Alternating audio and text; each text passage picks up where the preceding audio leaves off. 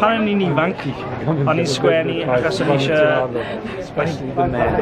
dweud rhywbeth am beth oedd yn digwydd. A sgwennu fi wastad yn mynd law ar llawd arlunio.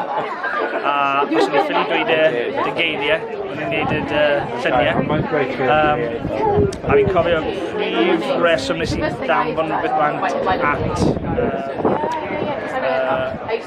unrhyw gwmni, oedd achos o'n i'n grac efo rhywbeth i ddweud ac o'n i ddim yn meddwl ond rydyn yn gwrando. A nes i ddanfon 5 cerdd at Parthian, efo llythyr crac, a nath nhw'n dweud, iawn, mae'r llais yn grac ac yn ifanc ni sy'n gwneud e. A ers ni, fi wastad yn teimlo fel yr un fath o beth, os dwi'n rhyw ffordd o fod yn greadigol, rhoi rhywbeth ar bapur neu yn can neu i arlunio rhywbeth, ond i fi mae fe jyst yn rhywbeth sy'n gorau dod mas, rhyw fath o rhyw angel bod rhywbeth fel pop, fel bottle o pop, os dwi ddim yn dod mas, mae'n ffrwydro.